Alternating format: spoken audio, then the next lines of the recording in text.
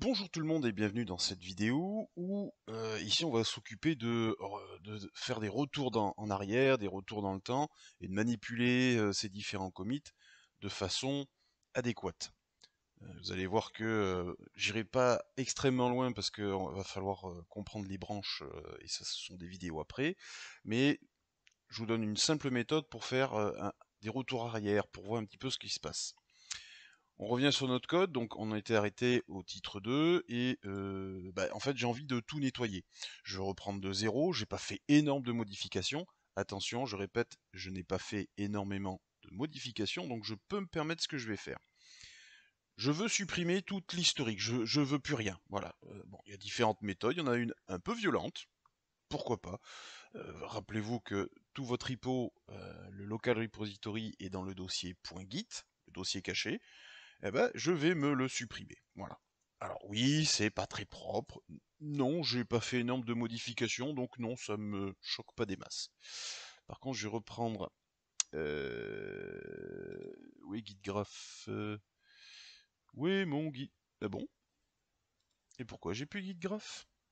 Oui, non, mais c'est moi qui pétille. Je l'ai plus parce qu'il y a plus de, il y a plus de dépôt guide. Donc là, j'initialise mon dépôt guide. Mon guide graph est revenu, impeccable. Hop là. Je me le mets ici. Effectivement, pour l'instant, il n'y a pas grand chose, hein, il voit rien. Donc, j'ajoute mes fichiers et je fais mon commit de base, hein, le first commit. Ok, donc on a un petit point ici. Ah ben loupé. Non, je voudrais repartir de zéro. Donc, je recommence. Je supprime tout ça. Je nettoie. J'enlève ce titre. Hop. Et c'est reparti. Git init, git add all et git commit-m, le first commit. Ah oui, des fois, GitGrav va vous prendre la main. Bon, c'est un petit truc, voilà. Si vous voyez votre curseur qui est sorti, hop là, voilà, git commit-m, le first commit. Ok, donc j'ai un premier commit, je vais en faire deux autres, hein. Je vais mettre le H2, donc titre 2, j'enregistre, j'y vais, donc je rappelle mes commandes, hein, je me prends pas la tête, titre 2, et je me refais donc un H3, hop, titre 3, j'enregistre, j'ajoute, titre 3. Ok, bon, notre code est là, on a nos trois commits, très bien, si je regarde donc au niveau du status, tout est bon, pas de souci. Et maintenant, voilà, je me dis, bon, en fait, non, ça va pas. Faut pas que je fasse ça. J'ai fait de la merde, ça marche plus. Je veux revenir en arrière. La façon la plus simple, attention, la plus brutale, quand on n'a pas fait trop de modifs, parce que là, ce que je vais faire, c'est je vais réellement revenir en arrière dans le temps. On se fait un git reset hard. Alors attention, je sais, tout le monde va râler, mais rien ne nous empêche de faire un reset hard. Alors, le principe du reset, c'est de revenir, de revenir à un état précédent. Il y a trois modes dans ce reset, d'ailleurs je vais vous le présenter. Hop, si je fais un clic droit et que je fais donc un reset de la branche actuelle, je suis sur la branche main, à ce commit là, il va me proposer trois choix. Soft, mixed pardon, et hard. Alors, il y a différentes façons de le faire. Les trois ont une utilité, qu'on soit bien d'accord. Moi, ce que je veux simplement, c'est revenir en arrière parce que j'ai fait n'importe quoi. Vous verrez plus tard que quand on va utiliser les différentes branches, ça sera différent. Mais là, quand on n'a qu'une seule branche et qu'on est au début, j'ai fait n'importe quoi, je veux pas me prendre la tête. Le plus simple, c'est de revenir en arrière. Le reset hard. Je le fais là-dessus, sur la branche actuelle. Oui, je reviens en arrière. Vous voyez que ma branche est revenue au titre 2, mon code est revenu au titre 2. Attention, je répète, c'est quand on n'a pas, quand on n'a pas fait beaucoup de modifications, qu'on est sur une seule branche, et qu'on ne se prend pas la tête avec ça. Je vous mettrai d'ailleurs dans les commentaires un lien pour vous expliquer le soft, mixed, hard, les différences qu'il y a. Le hard, donc toute la branche, tout le code, on revient en arrière et on se prend pas la tête.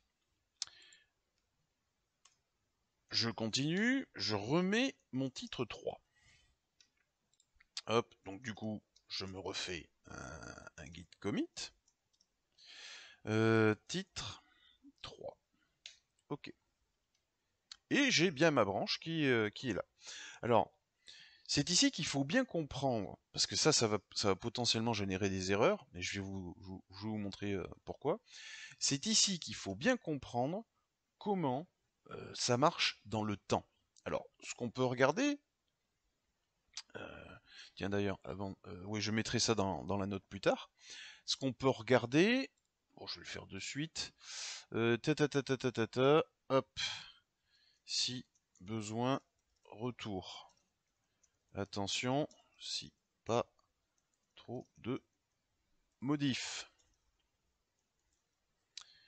Et donc là, c'est... Hop, d'ailleurs, j'ai oublié.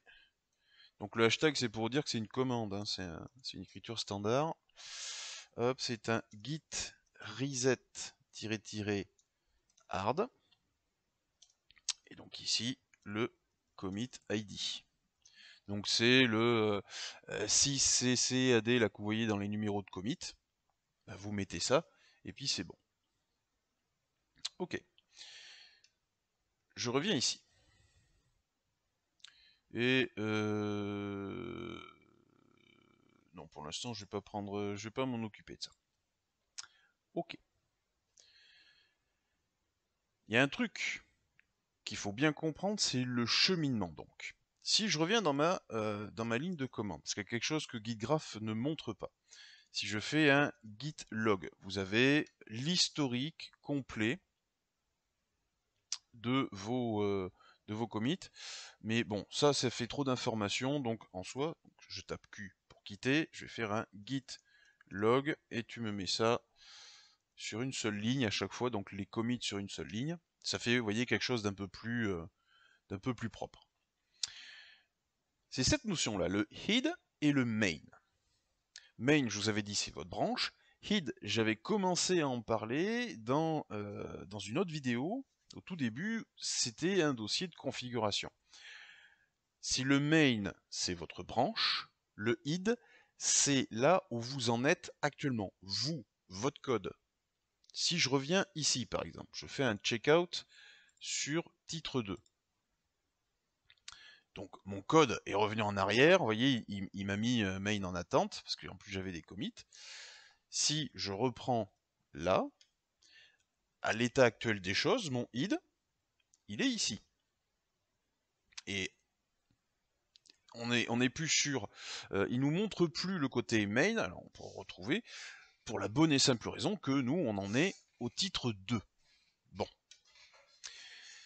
Si je regarde par contre ça, git status, alors évidemment j'ai ma note hein, qui a été modifiée, donc celle-là c'est affiché. Il y a quelque chose qui est affiché ici en rouge qui n'est surtout pas une erreur, ce n'est qu'une information. Et c'est logique. D'accord? C'est complètement logique. Alors ça je vais y mettre je vais attarder un peu de temps parce que vous allez voir que si on revient en arrière et qu'on ne fait pas gaffe à tout ça, on peut potentiellement se créer des gros problèmes, voire des conflits. Et je vais vous, dans la prochaine vidéo d'ailleurs, donc elles vont s'enchaîner, je vais vous montrer cette histoire de conflit, on va essayer de regarder ce qui se passe. Donc prochaine vidéo, on regarde cette histoire de id détaché, et on essaye de comprendre comment on peut revenir par-dessus, modifier des choses, et voir ce qui se passe concrètement.